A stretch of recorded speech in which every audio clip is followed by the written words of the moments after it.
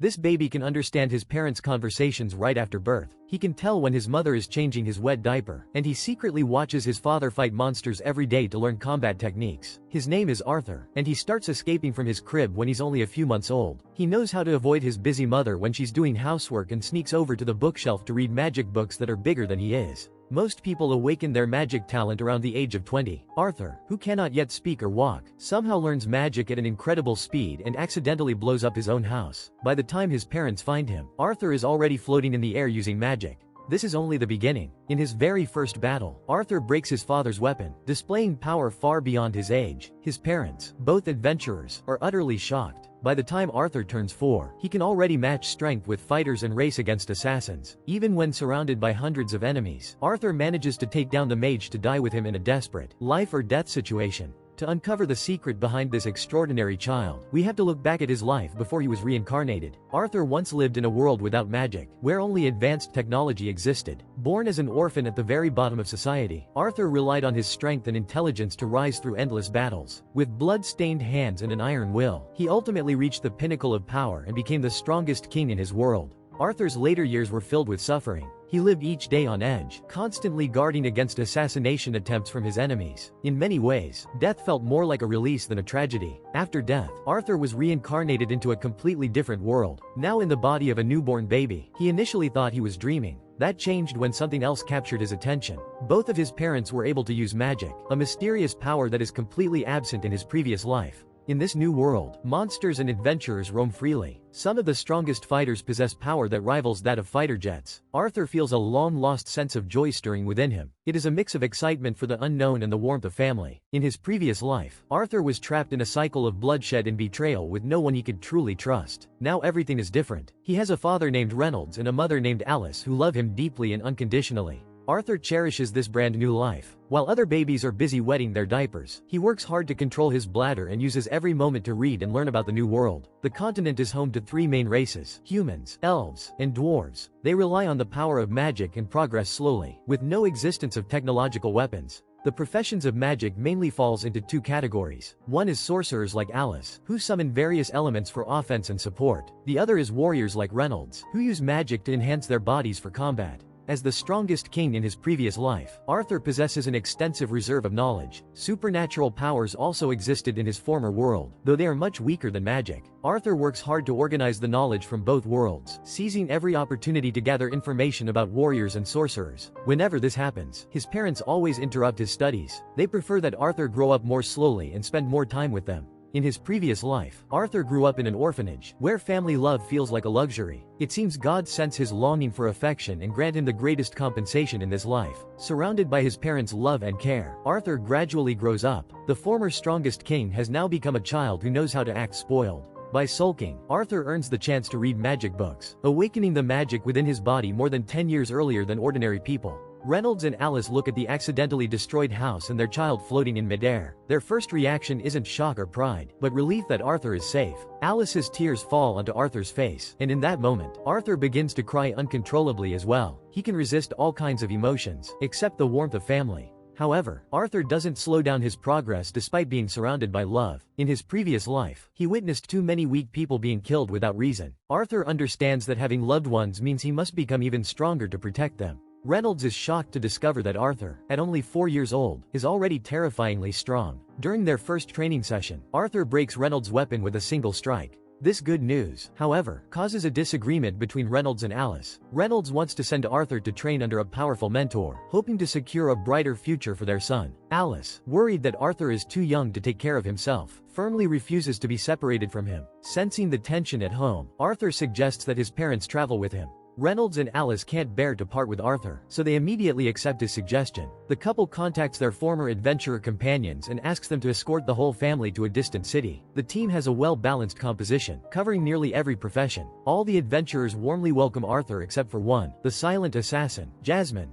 The journey that follows allows Arthur to see a much wider world. In his previous life, he always traveled by high-speed airships. Now, although the carriage moves much more slowly, it gives Arthur the chance to enjoy the scenery along the way. It turns out that Reynolds and Alice's caution is very necessary. On the first day of their journey, they are attacked by monsters. Fortunately, the adventurer team works together with great coordination, and the monsters are not very strong. After just 3 rounds of combat, the low-level monsters are all defeated and become dinner for the group. This journey also teaches Arthur something important. Alice is a healer, which is extremely rare in this world. She must not reveal her abilities in front of strangers easily, or she might be taken by powerful organizations. The reason she hides away in the countryside is to avoid getting involved in these conflicts. After dinner, Adam, the warrior in the group, invites Arthur to a fighting practice. Except for Reynolds and Alice, everyone is shocked by Arthur's talent for combat. Jasmine in particular is drawn to some of Arthur's fighting techniques. She begins to follow him around, wanting to study him more closely. From that day on, Arthur begins receiving guidance from the older members of the group. From swordsmanship to battlefield movement, his skills start improving in every aspect. On his birthday, Jasmine gives him a short dagger as a gift. A cord is tied to the handle, allowing Arthur to attach one end to himself and throw the dagger for long-range attacks. No one could have imagined that just a few hours later, Arthur would fight with all his might in this new weapon.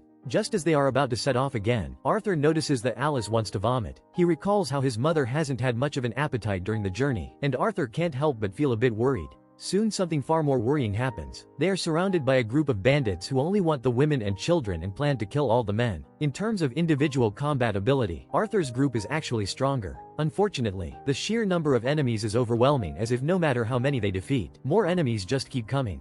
The main group faces a deadly problem. The continuous fighting drains their stamina rapidly, and there is no way they can last long enough to defeat all the bandits. To make matters worse, the bandit leader joins the battle at this critical moment. Reynolds refuses help from Arthur and Alice. What he says next shocks Arthur deeply. Alice is pregnant, and Arthur has the responsibility to take her and the baby in her belly to escape. Only then does Arthur finally understand why Alice has constantly felt like vomiting during the journey. Reynolds leaves the chance of survival to the 3 people he loves most, throwing himself fully into holding off the bandit leader.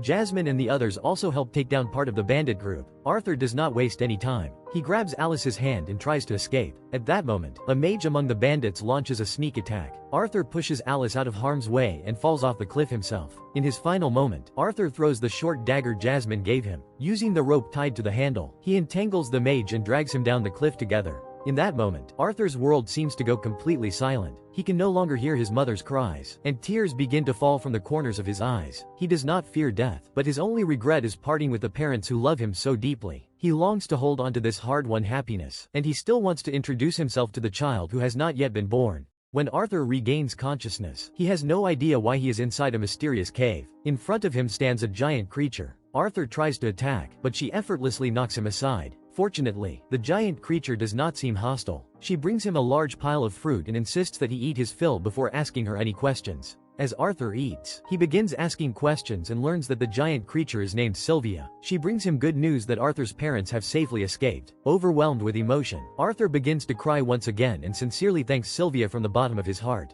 Sylvia tells Arthur that she cannot leave the cave and can only use magic to observe the outside world. The area nearby is filled with monsters and bandits, so she needs some time to prepare a teleportation spell for Arthur. Besides this, she does not say anything else and her identity remains a complete mystery. Sylvia shows Arthur a powerful ability. She is able to cast magic while gathering mana at the same time. This means her ability will be greatly enhanced if she fights continuously. Arthur immediately says he wants to learn it so he can use it to kill all his enemies. Sylvia flicks Arthur away without hesitation. She is not satisfied with his answer. Under Sylvia's guidance, Arthur gradually gains a new understanding. In his previous life, although he was a king, the actual operation of the country was managed by the council. Arthur was more like a general, responsible for military campaigns. Later, he grew tired of everything and chose to abdicate. Now Arthur understands why he fights. Power should be a tool used to protect the ones he loves when necessary, not a weapon for venting anger and hatred. Sylvia appreciates Arthur's insight and begins guiding him as her disciple. Meanwhile, a giant creature that looks very similar to Sylvia has just slain a dragon. Sensing the enemy's approach, Sylvia immediately hides Arthur behind a pile of rocks and warns him to stay silent. Soon, the giant creature bursts into the cave and launches an attack.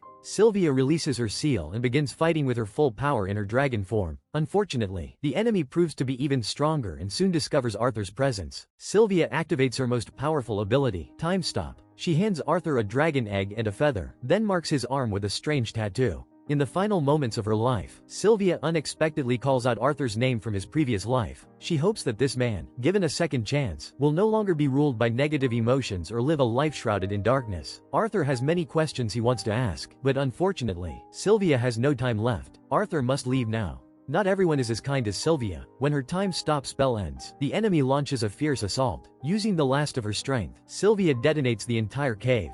At this moment, Arthur's face is covered in tears as he is teleported away. Suddenly, he hears a girl's scream and is forced to turn his sorrow into vigilance. He immediately casts magic on his ankles and leaps onto a high tree branch. Arthur quickly locates the source of the scream and finds a group of slave traders has captured an elf girl. Having been separated from his parents during a bandit attack, Arthur knows that if he were caught too, he would end up a slave just like the girl. But he doesn't let fear or anger take over. Instead, he remembers Sylvia's teachings. Forcing himself to stay calm, Arthur quietly follows the slave traders, waiting for the right moment to rescue her. Night falls. Arthur deliberately throws a stone to strike the slave traders' mount, luring one of them to investigate alone. In almost an instant, Arthur swiftly kills 2 men. The third manages to dodge a fatal blow and shouts a warning to his comrades, telling them to be careful of Arthur. The fourth enemy is the strongest of the group, and at the start of the battle, Arthur has no advantage. After several rounds of close combat, he is nearly caught. Fortunately, having been the strongest king in his previous life, Arthur draws on his vast combat experience and delivers an impressive fight, ultimately killing all of his enemies. Arthur rescues the elf girl and learns through conversation that her name is Tessia. She was captured by the slave traders while playing outside. Showing his thoughtfulness, Arthur covers the corpses of the slave traders with cloth to avoid frightening the young elf. He originally planned to search for his parents, but he feels uneasy letting Tessia return home alone. Especially since Tessia took the risk of being attacked to release the slave traders' mounts. Arthur is moved by the girl's kindness. After witnessing her selflessness, he decides to continue playing the role of a hero and escort her safely back home. Arthur passes on the kindness he once receives from Sylvia to Tessia. Some people always hold on to their principles of goodness and help others without expecting anything in return. Tessia often acts a little spoiled and Arthur feels helpless. He looks forward to reuniting with his family, but he spends a lot of time in an unfamiliar forest. He tries hard to suppress his impatience. Although he is only 4 years old, he treats Tessia with the patience and care of an older brother. The nighttime proves to be the most difficult. The forest is full of danger, and although Arthur is already exhausted from the day, he still needs to stay alert through the night. To make things harder, Tessia is especially chatty and tells Arthur that elves have a very poor impression of humans. Arthur doesn't take it seriously, and his carelessness nearly costs him his life. Arthur and Tessia traverse high mountains and waterfalls. Arthur, already struggling on his own, still needs to carry Tessia often as well. He reaches the brink of exhaustion, feeling a sudden sharp pain in his chest. What's worse is that the intervals between the pains become shorter, and soon, they occur every few hours. Just when Arthur is at his weakest, the slave trader's mount suddenly appears. Arthur feels a wave of despair, realizing he's completely incapable of fighting. Fortunately, the mount has no intention of attacking him. Instead, it brings food as a gesture of gratitude. At night, as Arthur eats the roasted meat, he feels conflicted. He no longer has the strength to hunt. Without this meal, they would likely starve. Arthur's concerns aren't unfounded. Tessia, finally heading to gather mushrooms, ended up picking poisonous ones. Fortunately, the toxicity isn't strong enough to be life-threatening, only causing diarrhea. Otherwise, this anime would have ended right there. Arthur never expected that he wouldn't be killed by the bandits, only to be nearly tortured to death by Tessia. Exhausted, he falls asleep, unable to resist the overwhelming fatigue. For the first time, he doesn't maintain his usual vigilance during the night. The good news is that just when Arthur's body reaches its limit, they finally find the entrance to the Elf Kingdom. Tessia is overjoyed. In contrast, Arthur shows a terrible face. As soon as he enters the Elf Kingdom, he is captured by the soldiers. The elves treat Arthur as an invader and are about to execute him on the spot. Arthur turns to Tessia for help, only to see the strange expression on her face. In an instant, a cold sweat breaks out on Arthur's brow as he recalls the betrayal he suffered in his past life. He begins to believe that Tessia might also despise humans. He fears that once he's no longer of any use, he will be abandoned, left to face a fate of being discarded. The situation becomes chaotic. Tessia continues to stop the soldiers from executing Arthur, and then her family starts to appear one by one. Arthur is stunned when he hears their introductions. Tessia's father, Alduin, and her mother, Muriel, are the king and queen of the Elf Kingdom, respectively. However, the most powerful among Tessia's family is her grandfather, Virian. His rationality overcomes the hatred towards humans, and he stops Alduin from ordering Arthur's execution. Virian wants to investigate what happened between Arthur and Tessia while they were together. Arthur senses that as long as the elder, Virian, is present, he might be able to escape the fate of death. following Tessia to cooperate with the investigation. Arthur experiences the architecture of the elf kingdom for the first time, as well as the hostility from the elves. The long-standing war between elves and humans has put Arthur in a very difficult situation. Additionally, Arthur has a lingering question. He doesn't understand why Tessia's expression was so strange when he was about to be executed by the soldiers. At this moment, Arthur feels another sharp pain in his chest. With many troubles weighing on him, Arthur is not only worried about his parents but also concerned about his health. At the same time, he has to prepare himself for the upcoming investigation by the elves. Fortunately, Tessia speaks for Arthur, improving his image and easing the tense atmosphere. Arthur remains polite and explains how he got separated from his family, as well as how Tessia was kidnapped by slave traders. He is careful, however, not to mention his encounter with Sylvia. The problem is that the elves treat Arthur like an ordinary child and don't believe he could have defeated the slave traders. Only Virian maintains a neutral stance. Alduin, filled with hostility toward humans, remains suspicious of Arthur. When Arthur asks if the elves could send him back to the human kingdom, Alduin refuses. The elf king ignores the debt his daughter owes to Arthur and has no intention of offering any help. Because of Arthur, Tessia glares at her father, with her gaze fierce, and Alduin is forced to change his attitude. The elf kingdom has a portal to the human kingdom, but it is only used for meetings between humans, elves, and dwarves, and it still requires 5 years to open it. Arthur is deeply worried about his parents and refuses to wait for such a long time. In response, Alduin adjusts his strategy and plans to send elf soldiers to escort Arthur back. Just then, Virian notices that Arthur is clutching his chest. That night, Arthur's pain worsens. He goes outside to get some fresh air, hoping it will help ease the pain. While outside, Arthur unexpectedly sees Tessia with her parents, and the atmosphere is warm and comforting. Tessia notices Arthur and sees how downcast he looks. Wanting to help him feel better, she firmly rubs his face. At this moment, Arthur deeply regrets his previous misunderstanding of Tessia. This elf girl is pure-hearted and kind. She could never have had such harmful intentions. Arthur's past, filled with betrayals, has made him habitually suspicious of everyone. Just then, Virian pretends to attack Tessia. After testing, he confirms that Arthur has awakened his magic abilities. Next, Virian throws Arthur a sword, ready to test the boy's true strength. During the duel, Virian is greatly surprised. Arthur has a large amount of combat skills, and combined with his talent, his fighting power is already stronger than many high-level warriors. Also, he is able to fight without accidentally injuring Tessia. At this time, Virian is caught off guard and even gets successfully ambushed by Arthur. Virian wants to challenge Arthur to another round, but Tessia quickly intervenes to stop the fight. Virian actually admires Arthur and expresses a desire to become his teacher. Arthur is then told by Virian that if he refuses, he will be killed immediately.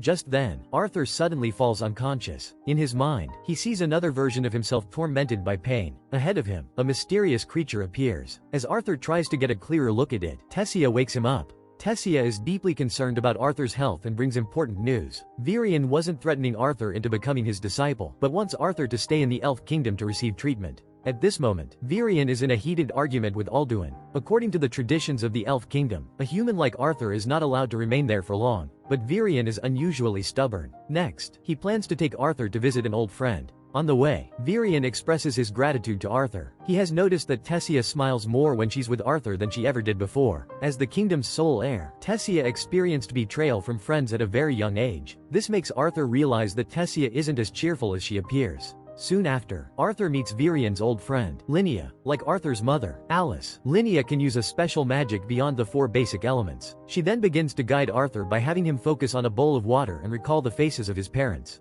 Now let's take a look at Alice and Reynolds. They are still living in pain and constantly haunted by the memory of being separated from Arthur. At that time, Reynolds relied on alcohol to numb his sorrow, while Alice cried every day. Later, they parted ways with their companions and tried to begin a new life. However, Arthur remains like a thorn deeply embedded in their hearts. Whenever they think of the past, they are overwhelmed by longing and guilt. Arthur's sudden voice makes his parents think they are hearing a call from the dead. He tells them that he must stay in the elf kingdom for treatment and hopes they can stay strong. This good news brings great joy to Reynolds and Alice, and they begin to look forward to a future reunion as a family. As Arthur's tears fall into the water, the communication comes to an end. He decides to become stronger, so he no longer causes his parents pain. Now, the only remaining issue is convincing Alduin. First, Virian assures his son that he will personally serve as Arthur's mentor to supervise him, making sure the boy never harms the elf kingdom. Then Tessia emphasizes to her father that they must repay the kindness Arthur has shown them. Under pressure from both his father and daughter, Alduin finally changes his mind and accepts Arthur. If the other kingdoms were to learn of this, they would surely be shocked that humans and elves are now peacefully coexisting for the first time in a long while.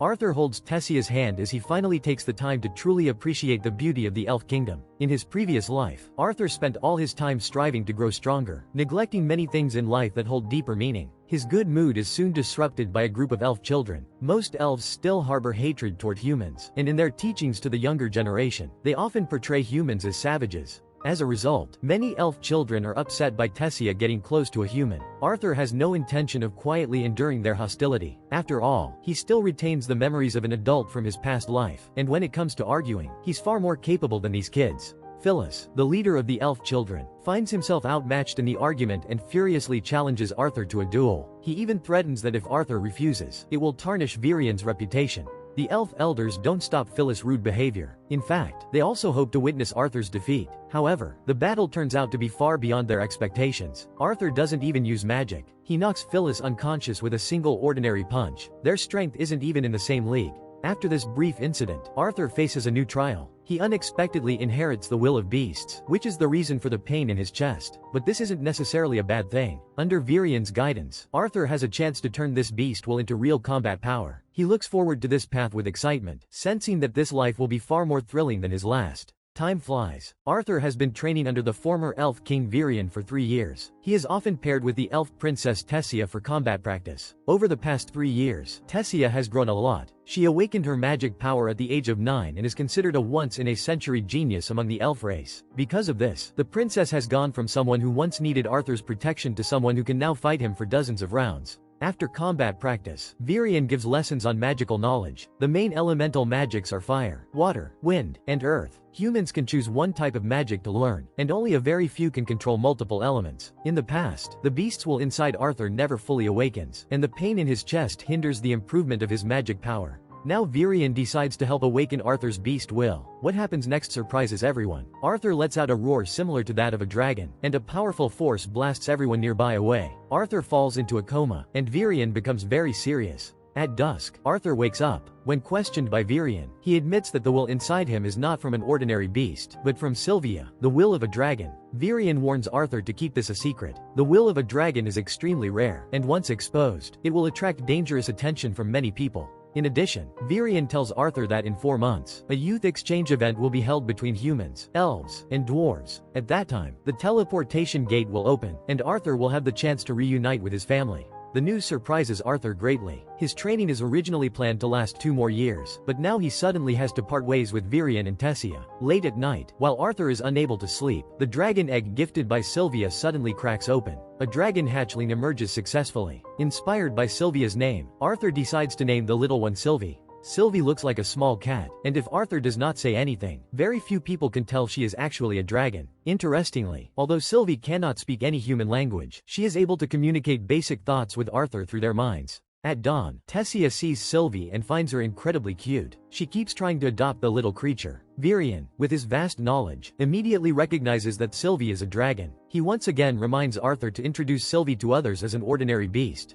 Arthur does not have much time left in the Elf Kingdom, so Virian begins special training. For the first time, the former Elf King shows his full strength, creating overwhelming pressure for Arthur. Now that the dragon will has awakened, the pain in Arthur's chest disappears, and he starts training even harder. Time passes quickly, and the day Arthur must leave grows nearer. At this moment, a small incident happens. Arthur is once again provoked by Phyllis. Compared to 3 years ago, their strength gap is much bigger now, and Arthur easily defeats the elf boy. Phyllis acknowledges Arthur's strength, and the two clear up their misunderstanding and become friends. Arthur's other friend, Tessia, does not feel happy. Lately, she often feels down and cries alone because their farewell is approaching. Arthur notices the elf princess's unusual behavior and visits her late at night. They return to the forest where they first met 3 years ago. Arthur hopes to create a special memory for Tessia. Under the starry sky, the campfire crackles as the boy and girl talk softly. Even the night breeze carries a hint of sweetness. That night, Tessia finally falls asleep peacefully. The day of parting finally arrives. Tessia only shows up when Arthur is about to leave. She had been too afraid of the separation to come at first, but in the end, she cannot resist the strong urge to see Arthur one last time.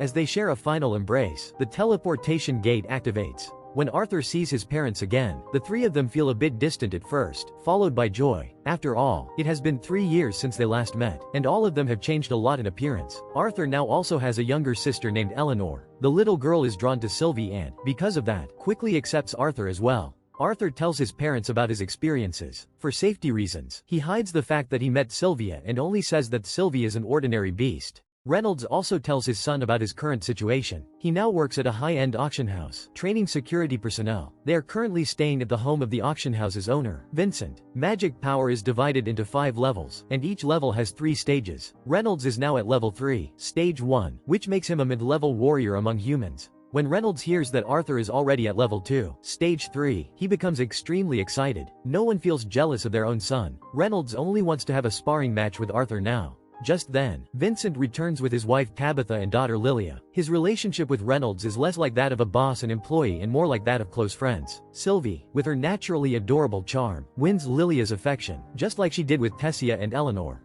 Vincent is shocked when he learns about Arthur's magic level. Most of the genius students at the Magic Academy barely reach stage 1 of level 2 in their early teens. What Vincent doesn't know is that Arthur's training was slow at first because his dragon will hadn't fully awakened. If Arthur had been able to train at full capacity from the beginning, he would have surpassed Reynolds long ago. At the beginning of the training match, both father and son exchange tentative attacks, each afraid of hurting the other. After confirming that their strength is close, Reynolds is the first to get serious. Fire element magic begins to surge around him. In this world, every warrior or mage who awakens their magic power can learn to control one type of elemental magic. Massive waves of water, scorching flames of fire, raging hurricanes of wind, and devastating landslides of earth. Elemental magic of the same level is usually more than 3 times stronger than non-elemental magic. Arthur falls into a disadvantage, frequently dodging Reynolds' fire attacks. Everyone watching thinks Arthur has not yet learned elemental magic. At this moment, a golden light radiates from Arthur's body.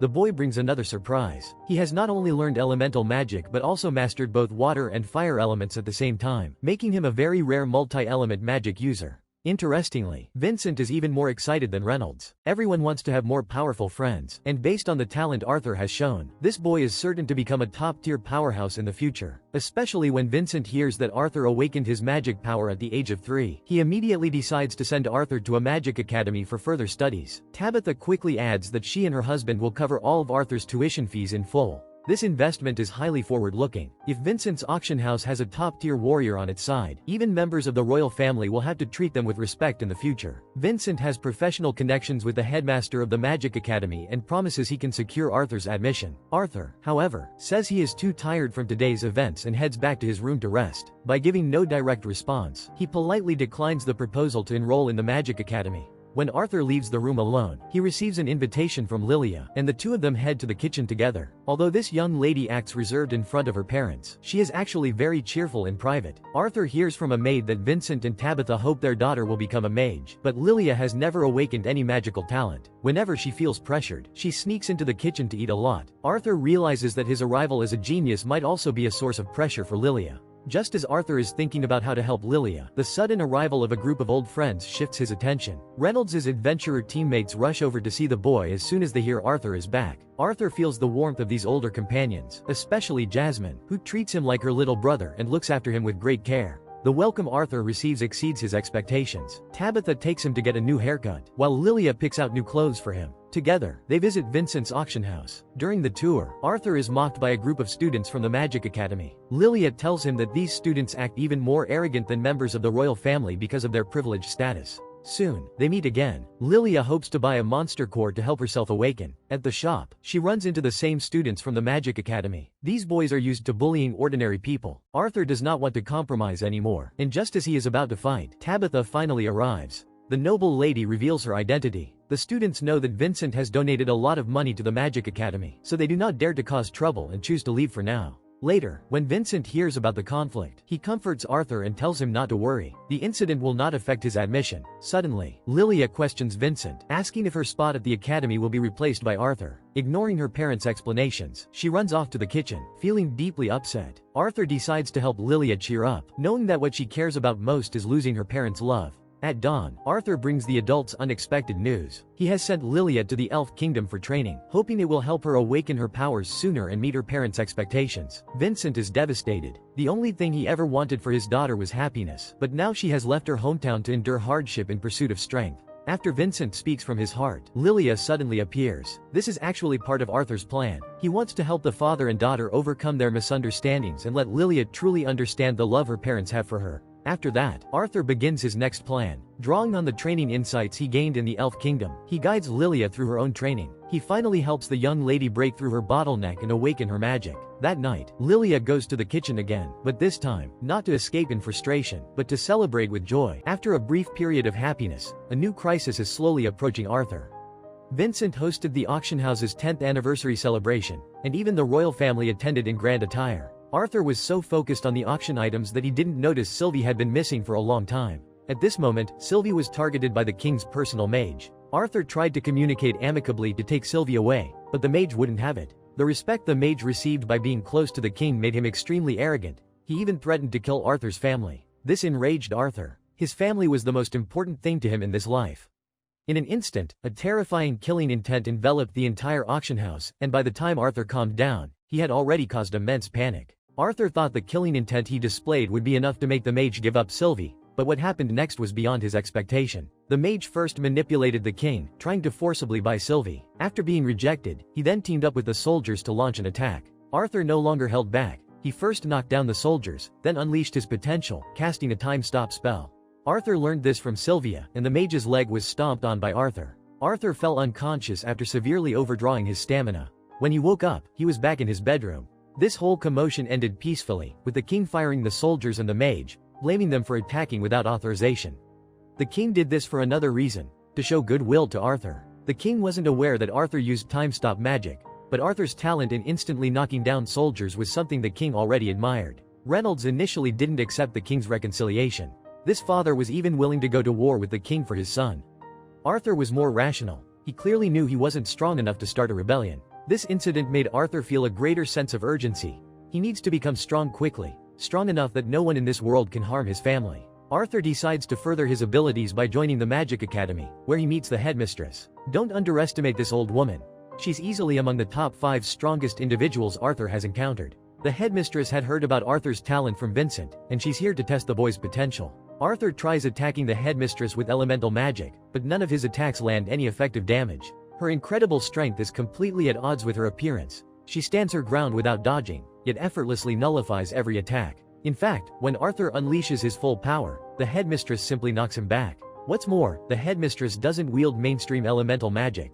Instead, she specializes in sound-based magic. Information about this type of specialized mage is incredibly scarce, and no one knows her weaknesses. Despite her immense power, the headmistress doesn't underestimate Arthur. The boy's potential is outstanding, and she accepts Arthur's proposal for delayed admission. Arthur wants to travel the continent first and join the Magic Academy 3 years later, once he reaches the normal enrollment age. Initially, Alice doesn't agree. She doesn't want to be separated from her son so soon after their reunion. This world is full of dangers, ferocious beasts and treacherous humans, and Arthur is so young that Alice is incredibly worried. Reynolds is criticized by Alice for supporting Arthur.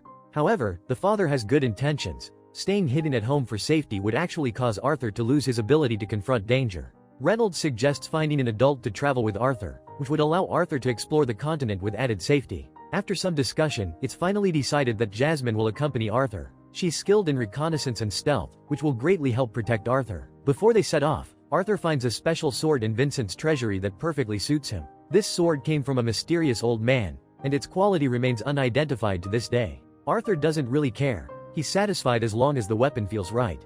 And just like that, Arthur begins a new journey. Arthur needed a new identity to travel the continent. Introduced by Jasmine, he used a fake name to take the Adventurers Guild test. Arthur saw many peers his age whose strength was close to adult powerhouses. To avoid unnecessary attention, Arthur held back during the test, ultimately only achieving a B-rank adventurer status. After this, Arthur and Jasmine embarked on their first solo mission. They encountered a mana beast attacking humans. This creature, a hybrid of an ox and a wild boar, devoured a human in an instant. Arthur unleashed the hidden power he'd held back during the test, striking multiple times in 1 second, finally defeating this formidable foe. At dusk, Arthur and Jasmine chatted, living and fighting together. Their relationship grew closer. Arthur learned that Jasmine came from a prominent family, because she lacked fire magic talent. This older sister couldn't inherit her family's magic, and was constantly ridiculed as useless since childhood. She became an adventurer to escape her home. Arthur was furious. Before transmigrating, he was also called useless, and eventually built a kingdom with his own fists. Arthur overlooked one thing.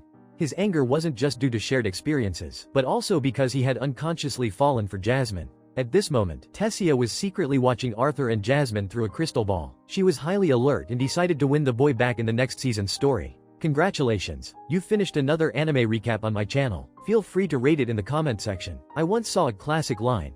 A happy childhood can heal a lifetime of misfortune, while an unhappy childhood requires a lifetime to heal. Arthur grew up in tragic circumstances in his previous life, leading him to become increasingly suspicious and sensitive, even making a peaceful sleep a luxury. It wasn't until he transmigrated and met his current parents that he finally became cheerful and kind. Few people are born evil. Perhaps all they lack is a happy childhood. Alright, that's it for this video. See you in the next one.